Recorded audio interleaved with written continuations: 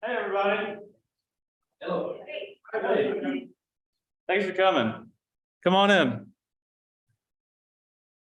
If you didn't get an opportunity to sign in, please do.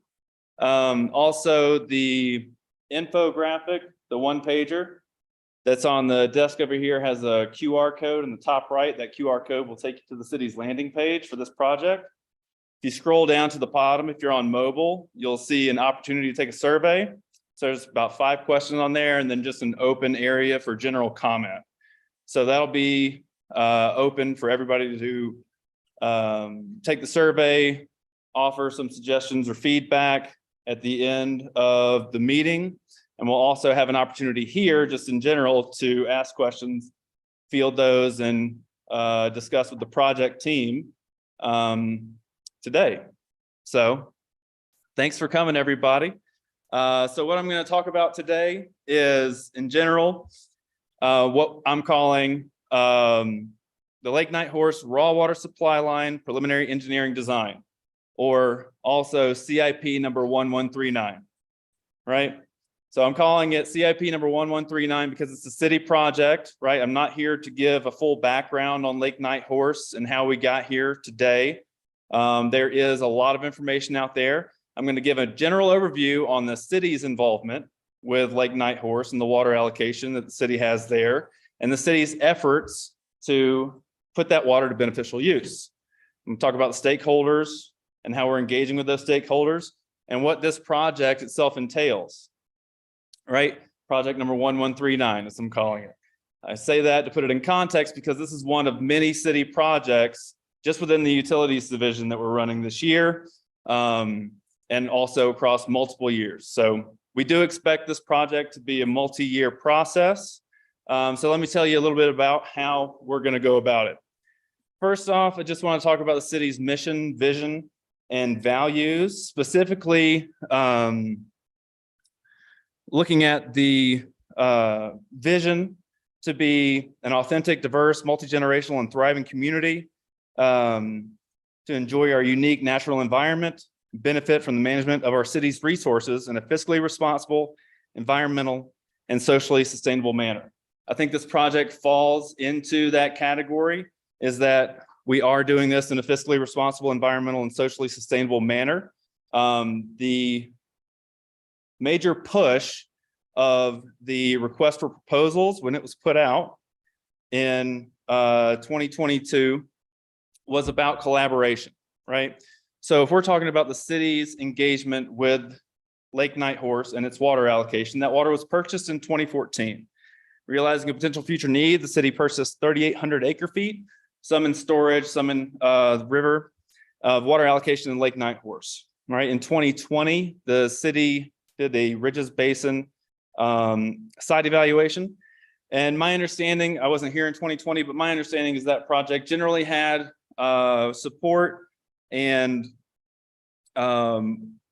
instead of just moving ahead with the second water treatment plant and the collaboration, the other partners that we had at that time, the city elected to conduct a water master plan and look at the greater need of the city and the other projects that we have. So that water master plan that was completed in 2021 actually identified 27 different projects, near term, midterm, and long term, that the city should be looking at. All right. So that was a pretty comprehensive water master plan that was completed in 2021. And in that, two of the big projects were identified. The treated water line to run from 8th and 3rd over to Grandview to essentially complete a loop, because we have a single point of failure running out 160 right now. And then the other project that was identified was a pipeline from Lake Nighthorse to use the city's water allocation, and that pipeline running up to the College Mesa water treatment plant, right? So why are we engaging in this project? Why are we putting out this, the RFP and pushing for the 30% design on Lake Nighthorse pipeline and not going forward with the Grandview pipeline or one of the 26 other projects that were identified? Well, you want to eat the biggest frog first, right? We know that this project, as you can see in the design and permitting process panel over there, is going to take many years to complete. The number of stakeholders, the amount of community engagement that we're going to go forward with, the simple cost of the project. It's going to take many, many years for us to complete this project. So we want to make sure that we're addressing those up front. And I'll get into the funding a little bit later on the project. But what we are seeing with the bipartisan infrastructure law with Colorado Water Conservation Board is that there's a lot of money available right now, but a lot of it needs to be allocated before 2026. And it would be ideal if the city, if it wants to move forward with the projects that were identified in the water master plan, had shovel-ready projects for allocating federal funding to these projects before 2026. So why are we starting with this project now? Because it's going to take a long time. We know that. It's going to take a lot of collaboration, a lot of engagement. Everybody's going to have some feedback. It's very useful feedback as well. We want to make sure that we gather that and we put it to good use, right? So that's why we're attacking this project. But in general, the city's engagement with Lake Nighthorse and the water allocation began in 2014, and here we are in 2023, having awarded a project to Plummer Associates, who is working in coordination with Dewberry Engineering and Keystone Policy Center to complete a 30% engineering design, right? So we're not going, most of the projects that the city has done in the past have been design, bid, build, and that's just a standard type of project. You take your design, you get it to 100%, you go out and bid it, find your contractor, and then build that project. The city is focusing on alternative delivery methods for projects now. So what we're doing here is a 30% CMAR, right? Construction Manager at Risk project. And what that means is essentially we get to a 30% design, and then we put it out. We find a contractor who's willing to work with us and finish out the other 70% of that design, and also maybe start building. Come on in, Pete. Oh, no worries, man. Also start working with us on finishing out that design, and especially with a pipeline project, it might be ideal if we were able to work with a contractor ahead of time so that contractor start purchasing pipe, because as we've seen in this post-COVID era, the price of materials fluctuates heavily, and we could see a very significant increase in the cost of the project if we decided to wait until we had 100% design before we went out to bid and build. So in general, the project number 1139, again, this is the city's project. What we're looking at here is stakeholder engagement. That's our number one right now. Everything that we've done thus far has been focused on stakeholder engagement and making sure that we're including all the necessary parties. Who are those necessary parties? Obviously, it's the tribes first, right? So Lake Nighthorse and the water in Lake Nighthorse wouldn't exist if it weren't for the tribes, Southern Ute Indian Tribe, Ute Tribe, the Navajo Nation.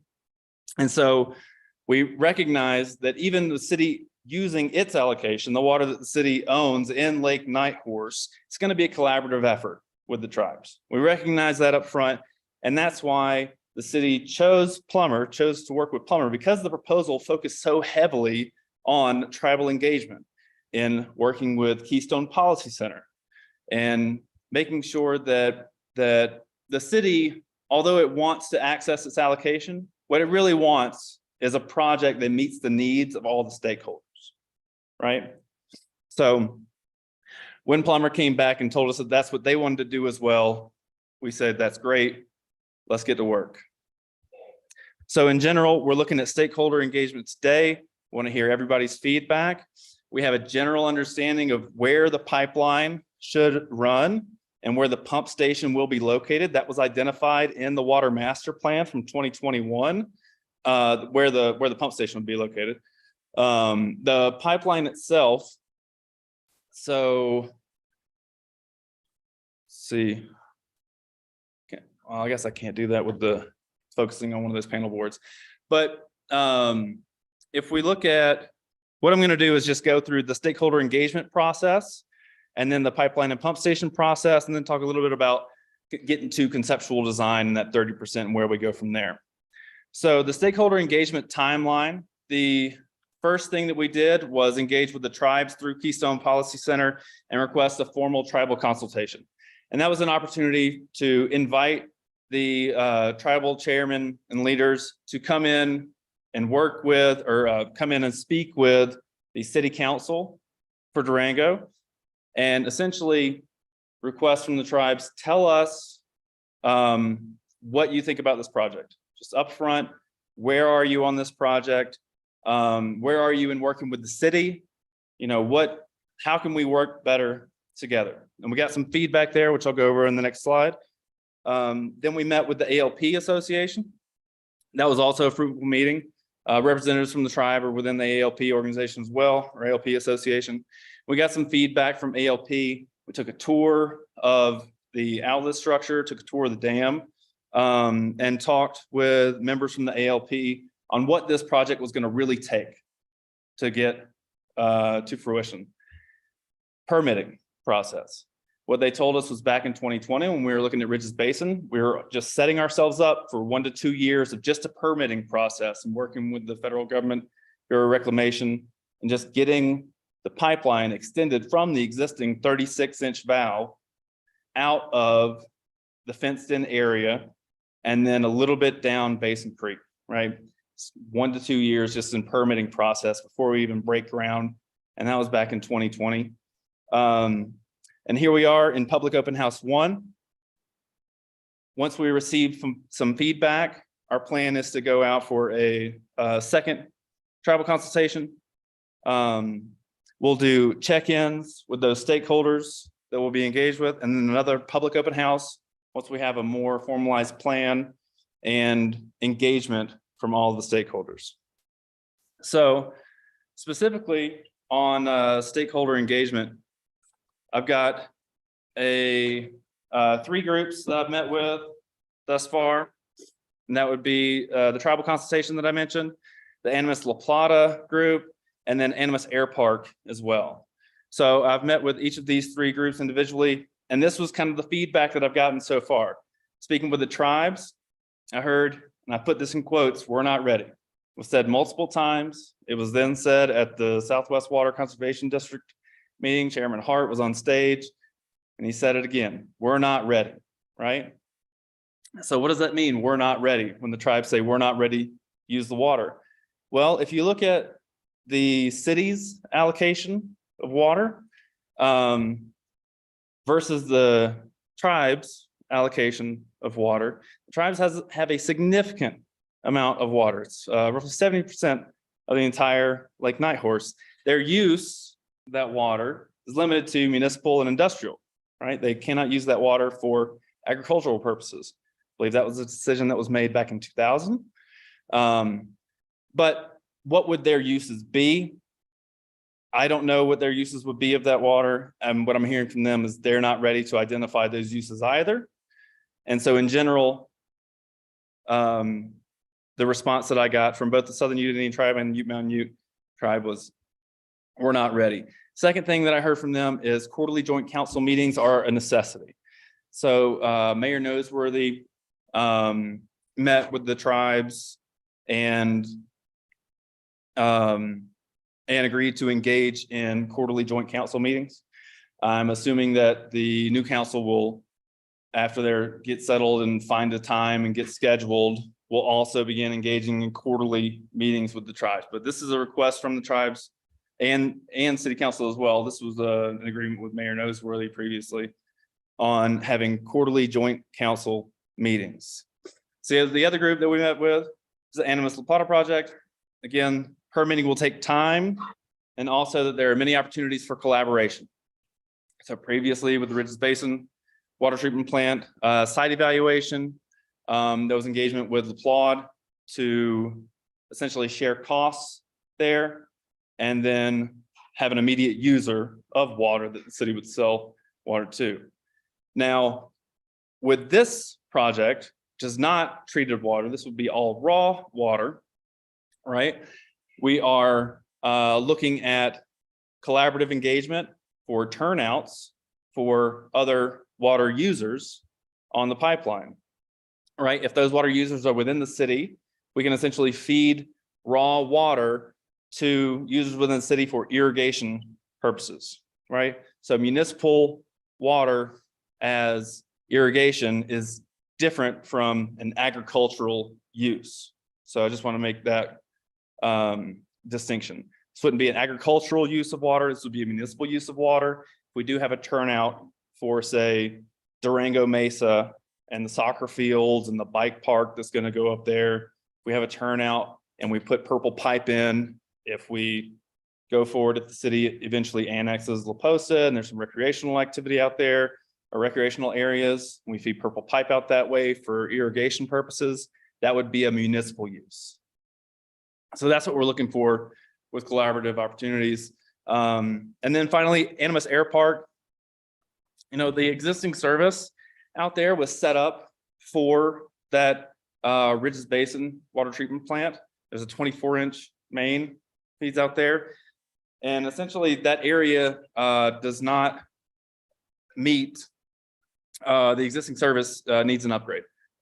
Fire flows are an issue. We understand that the water service that's provided to the Animas Air Park, our partners out there, needs an upgrade. Essentially, all of the service out there was set up for the Ridges Basin water treatment plant. So that's the feedback so far, right? But this presentation will be up on the city's YouTube page. Everybody in here has an option to grab the infographic, scan the QR code, take the survey, provide a bunch of feedback. I'm really hoping that I am swamped with feedback from engaged members of the community, really, because that's one of the benefits of living in Durango. People are environmentally focused. People are definitely focused on what the city's doing and wanting to make sure that we're seeking collaborative efforts, I would say, with city projects. You know, I don't think an issue of the Herald is published without an article about the city. So I think that's a great thing. I think it's great that everybody's involved and wanting to be more engaged. And I really hope that there's a lot of engagement through that survey. And it's just a nice, easy portal to provide feedback back to the city on this project. So please use that. Now I want to talk about the pipeline alignment considerations. So pipeline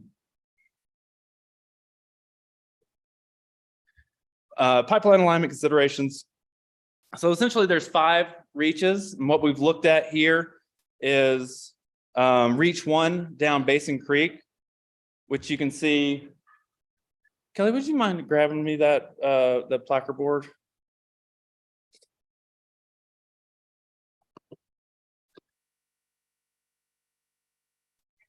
I'll just hold it. I don't want to. Thanks. I want to make sure it's on the video too.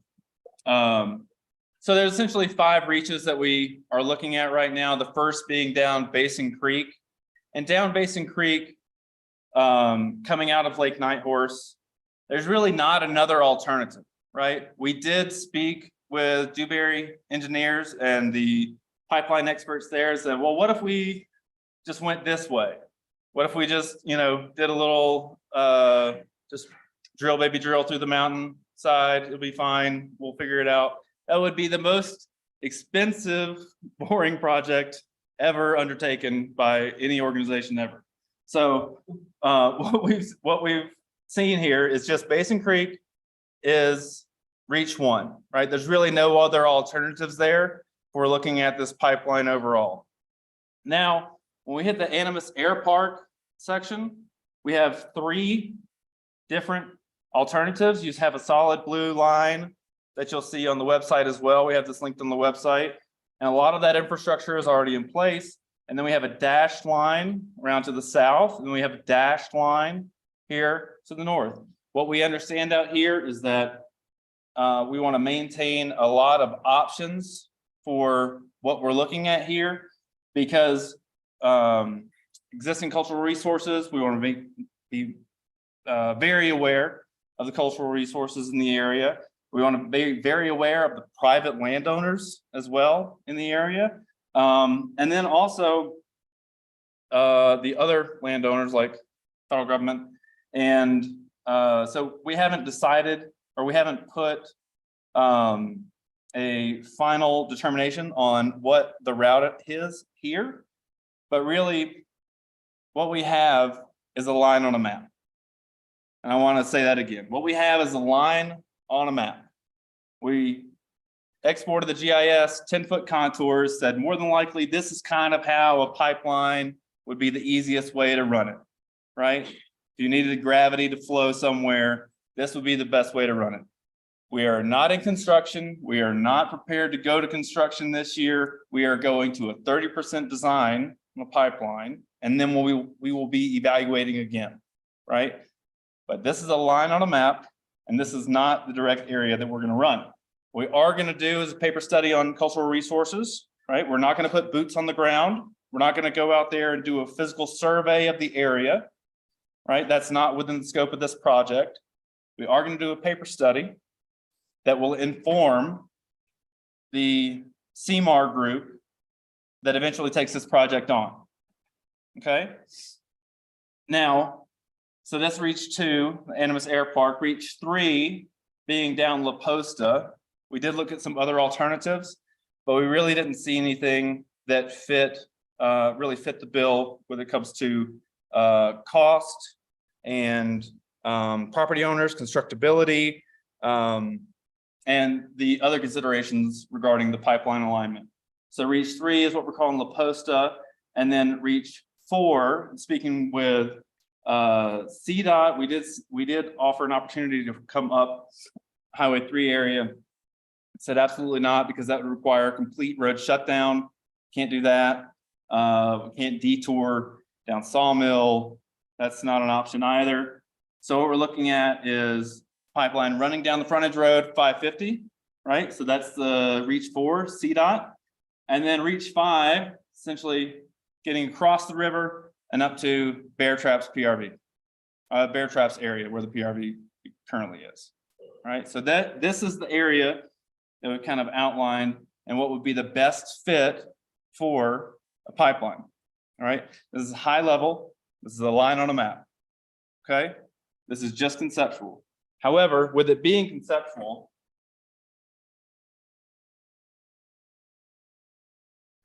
there's a great opportunity for everybody to offer feedback and say, hey, well, have you thought about this? Have you thought about connecting to the pump that the city owns inside the ALP pumping plant and running a pipe across the Animas to connect over there? Have you thought about what the Santa Rita pump station is going to provide in the future? Have you thought about X, Y, and Z? Please give us your feedback. We are thinking about those things, but when we're talking about the pipeline alignment considerations, high level, this is what we have, okay? So how did we get there? Yes. So given, what's going on with inflation, cost of materials, yes, this is still less expensive than building other water treatment. I'm going to repeat it for the video. The question is whether or not building a pipeline is less expensive than building a second water treatment plant. The answer to that is I don't know. I will know at the end of this 30% design phase when Plummer Associates provide a what's it called? ASCE level 5 cost estimation. Yes. So we will have a very formal cost estimation on the cost of the pipeline, and we will be reevaluating for all of the potential ways that the city needs to implement for 2070 build out and implementing the water master plan before we move ahead.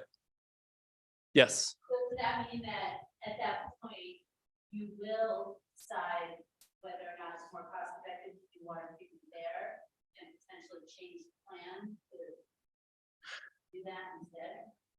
The question is whether or not we'll change the plan at the end of this project with the 30% design. At the end of this project, when I have a 30% design in hand, I'll also have the Regis Basin Water Treatment Plant site evaluation and the cost estimates that were completed at that time, where I will have to make a decision, or I won't actually make a decision. Council will make a decision. I'll make a recommendation. And then either way we go in implementing the beneficial use of the water allocation that the city has, it will necessarily require a ballot initiative.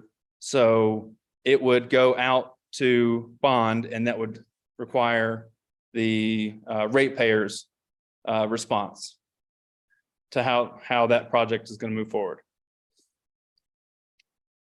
Does that make sense? That does make sense. Does that mean that that's which you could reevaluate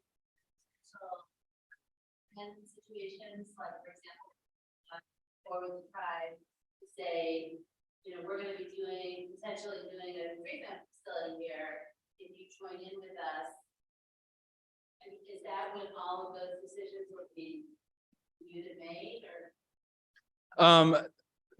Not specifically. I'm not setting aside time for reevaluation.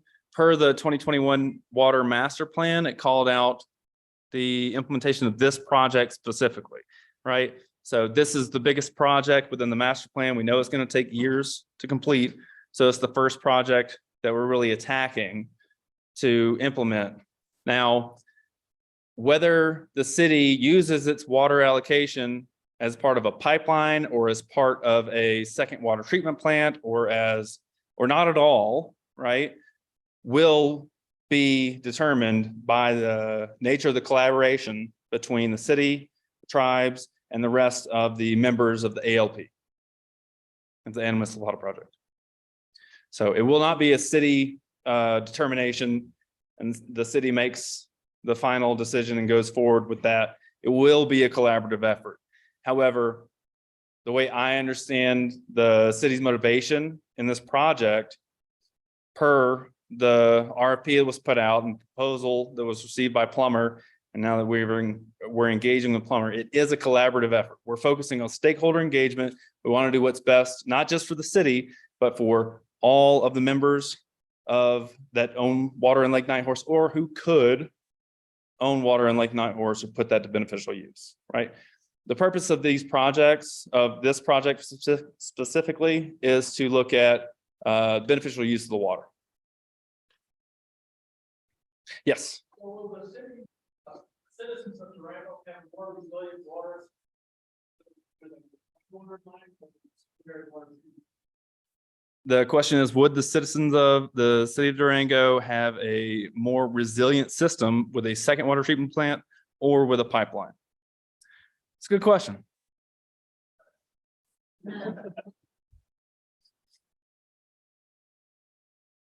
All right, I'll go on.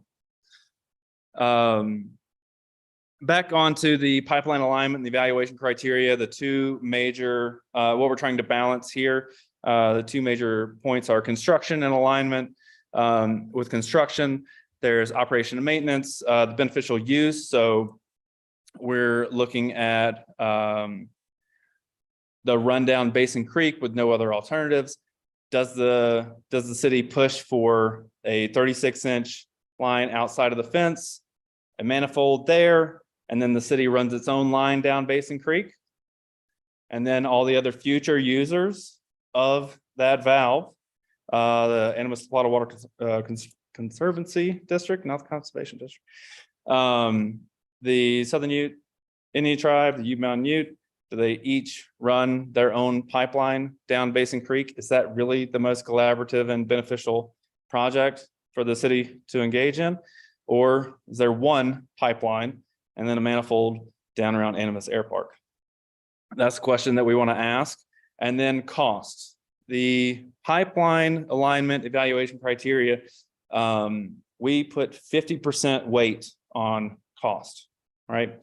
And what's the biggest driver of cost in the pipeline? It's just linear feet, right?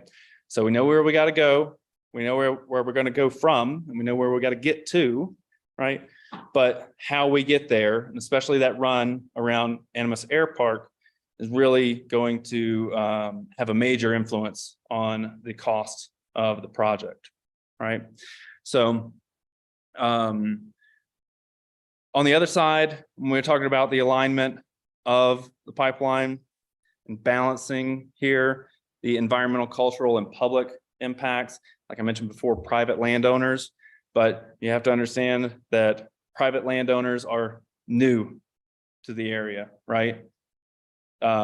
Once we get out of Lake Nighthorse and down Basin Creek, we are now on the Southern Ute territory, right? We're on Southern Ute land, and any direction, any digging that happens out there will essentially be driven by the agreements that the city or the other entities who are going to be using the water and engaging with the pipeline agree with the Southern Utes on where that pipeline should go and what type of evaluation of the area for cultural resources should be done, at what level we need to go before a single shovel moves any dirt in that area, right? So that's a huge part of the evaluation criteria.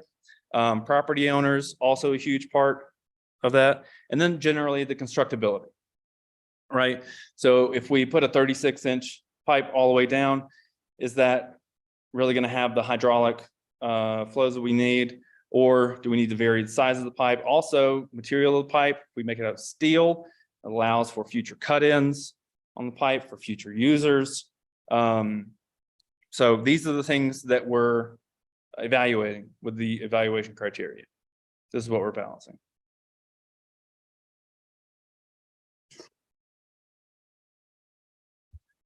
Now, to talk about project funding a little bit, there is a group right now, the Federal Technical Assistance Grants for Colorado Water Projects. So grant writing is kind of a profession unto itself. It's not something that I'm an expert in. However, Colorado Water Projects has an opportunity for an application for a grant writer to assist the city with getting grants, right, that are offered by the state, or by the state. So there's grants available, Water Supply Reserve Fund grants, the Colorado Water Plan grants. There's a lot of groups out there that are pushing grants for water-specific projects, especially water projects for use of water storage, right? Because the city has water storage rights, but no way to access those. All the other rights that the city owns, shown on that infographic in the corner, and will also be available on the website. All the other water rights that the city owns are flow-through rights, right? So when we're pulling water from the Florida, we're not pulling from Lemon Reservoir. We don't have storage right in Lemon Reservoir. What we have is the ability to pull water out of Lemon when water's flowing into it, right? So that's only a flow-through right. So there's a lot of opportunity for grants right now. So what we're going to be doing is pushing to work with the state's grant writing group to essentially get out ahead of this and make sure that our applications are in and our applications meet all the necessary criteria. But we'll have to balance that with loans, as I mentioned before. Any direction the city goes, this will not be a cash funded project, right? This will be, we'll be going out to bond. We'll be looking at a significant loan to move forward with this project. That will affect water rates, right? So we will be looking for public support to engage this project and build this pipeline, right? And as I mentioned before, a lot of this money needs to be allocated before 2026, right? The money is available right now. But what I'm seeing and what I'm hearing from the Colorado Water Conservation Board is that the money will not be available after 2026. But the two groups that I've been speaking with thus far are the Colorado Water Conservation Board, specifically the Water Project Loan Program, and the Colorado Water Resources and Water Development Authority. So those two groups are looking to support this project, assuming we go forward with that 30% CMAR on the pipeline build. Now, if we're going to get project funding, it's going to necessarily be backed with community support.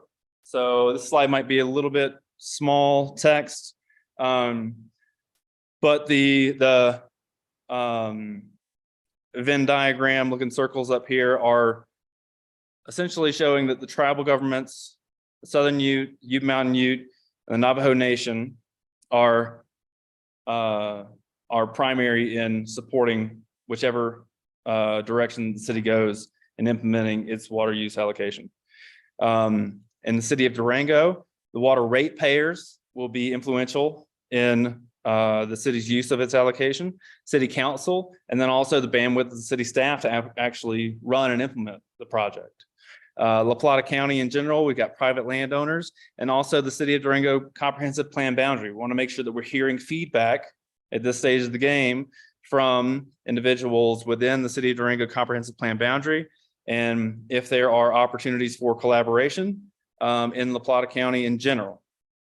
Also, Animas La Plata project members, community groups, such as the Southwest Basin Roundtable, which will need support for this project if we are to move forward. And also the Animas River Plan Work Group. So currently the Animas River Plan Work Group is working on a basin plan for the Animas River, right? So the last meeting that I was at, we want to focus on the upper basin, the lower basin for the Animas River Plan.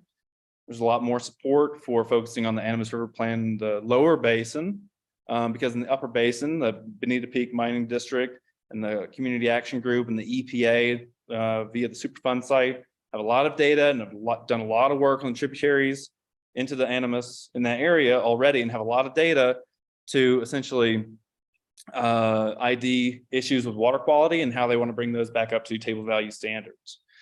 On the lower basin and also the Florida tributary, there's some push to focus the Animas River Plan Work Group on this area in particular. And what that would be looking at is users of the water, needs of those users, the water quality, and then also what that water might look like in the future, right? Now, if that Animas River Plan Work Group goes forward and has a basin study, that really assists this project in getting off the ground because federal assistance will be more readily available when a basin plan has been completed, okay? And then lastly, local workforce. One of the things that we've seen in these larger projects that the city has undertaken, say the Santa Rita Water Reclamation Facility, is that it's difficult to maintain a local workforce. Durango is it's a difficult place to live because of housing prices. I think the city is making great efforts in looking for opportunities to expand workforce housing. There's a whole division within the community development department on housing. And we're making great strides in that area. But we do want to focus on a local workforce for the project when it moves forward eventually. So general, I just want to kind of open it up to some topics for discussion, hitting on a couple of points that I've made here, and then also on these on the boards that we have across the back of the room. If you've given those a look, if you have any questions about those, I would like you to take an opportunity to ask those questions to our project team. And our project team, I want to introduce here as we get up and start moving around the room a little bit, is Melinda Brown, from Dewberry, serving as the project manager specifically for the pipeline.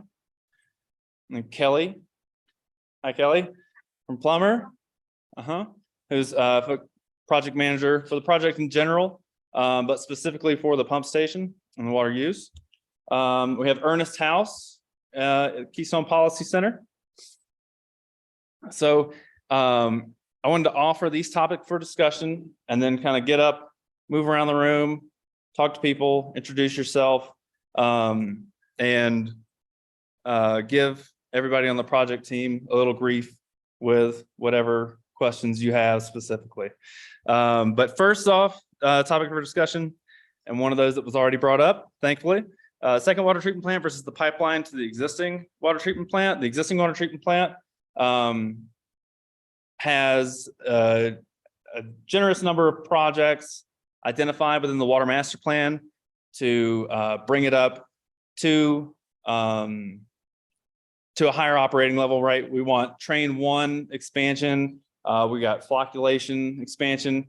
We have a lot of opportunities for improvement, and you can, if you just are in the area, you probably look over there and see all the work that we're doing on the water treatment plant. But there's a lot of projects for water treatment plant that was built in 1954, 56. Thanks. 1956. So we do have a lot of projects that we want to implement for the water treatment plant to expand capacity and also to improve existing capacity. So what best addresses the stakeholder needs? Is it a second water treatment plant or a pipeline?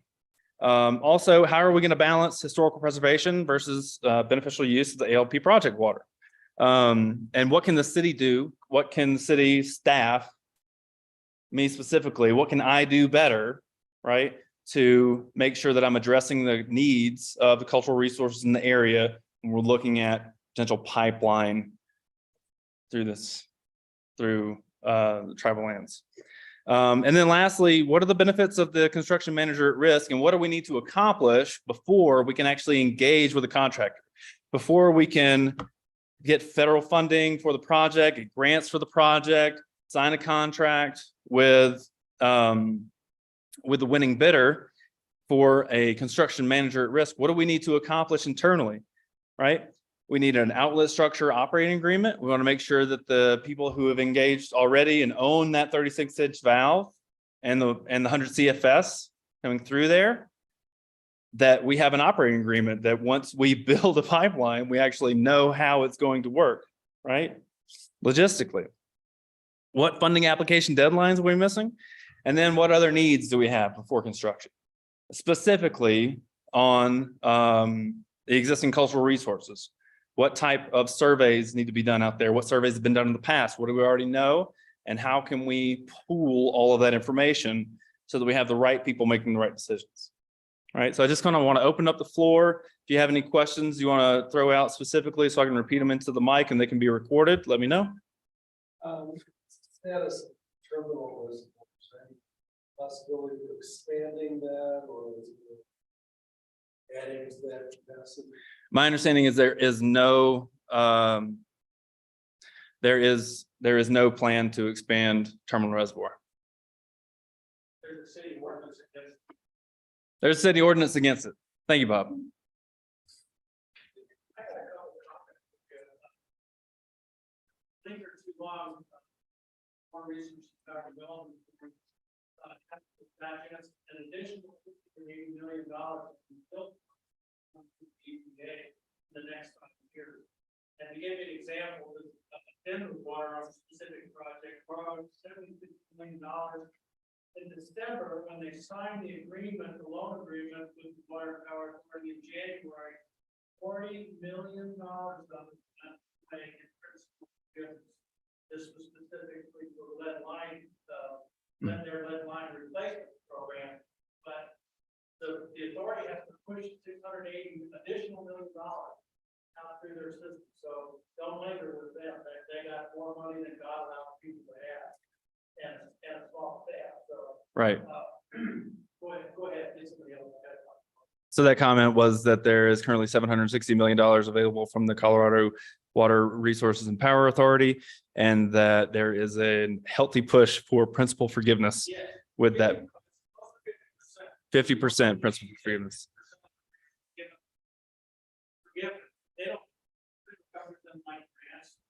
It's not a grant, it is a loan, but it is principal forgiveness. Right. So it behooves the city to have a shovel-ready project and apply for that funding for that project as soon as we can. Thank you, Bob. Yes, Bruce? Just to follow up to that, there is.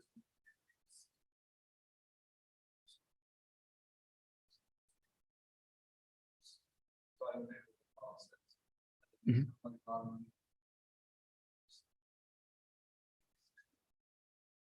Right. Follow up on.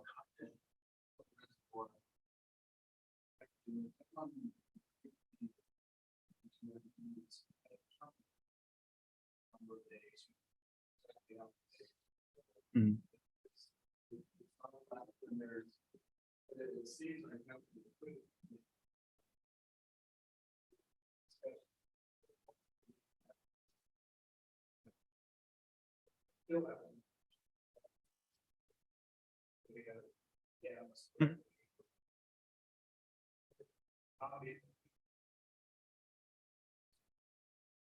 Right, right.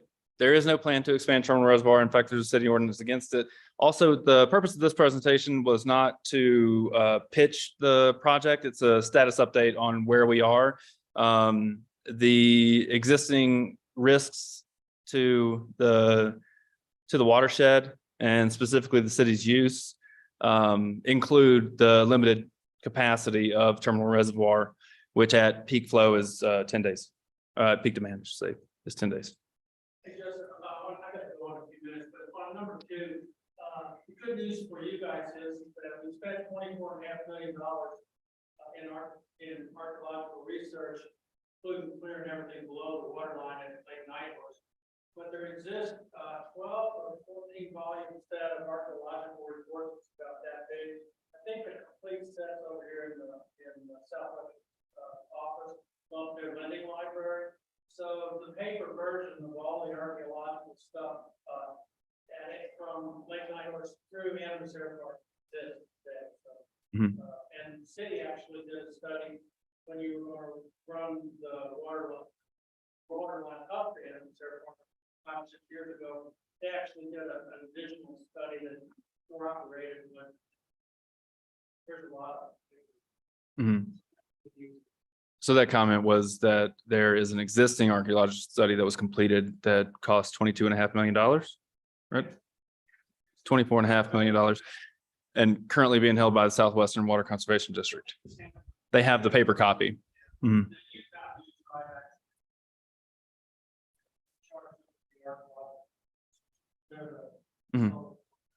Right. So settling on the pipeline alignment, we don't see an alternative down Basin Creek. And what we'll be doing with the paper study on cultural resources is reaching out to those existing studies. Yeah, right. The first segment will be the easy one. Yeah. It's been clear and stirred, and we'll just take an archaeologist. After that, once we get the Anderson Park, then those are all good. More cultural resources on the top of Anderson Park than there are on basic barely. Yeah. Yeah. The blessing of an archaeologist as well as the blessing of the Southern Ute Council. Any other comments in general or questions? Go ahead. Evaluation.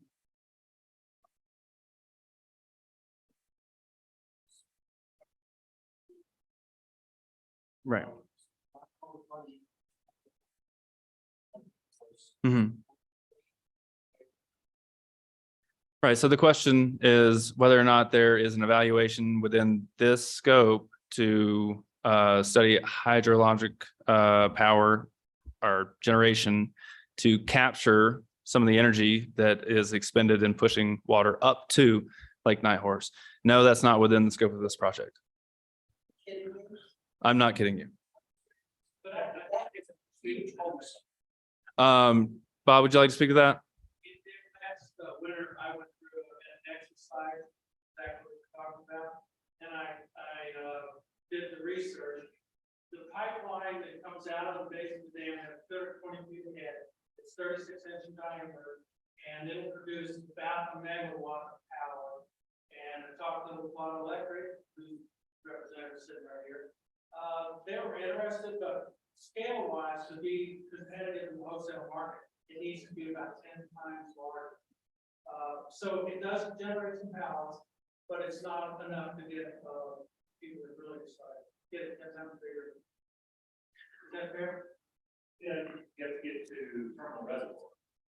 Right. Terminal reservoir needs 70 additional feet of heads to be able, that's what we need to do. Mhm. You gotta fix the pump. I was doing a compact storage. Build another small Mhm. reservoir. So no hydrologic power regeneration or capture is not a part of the scope of this project. I'm just repeating it to the mic so it's captured. The project would need to be 10 times larger for that to be feasible. But that is something that's been looked into. All right. Well, thanks, everybody. Really appreciate the questions and capturing these. Once again, the infographics here on the table are available for everybody to give a little background and status of the project thus far, as well as the QR code there will take you to the city's landing page on which you can find the survey, which also has an option just for open comment. So we have 5 questions on there, as well as an option just to put in your general feedback. Thank you so much. And I really appreciated your questions today. Thanks. It's-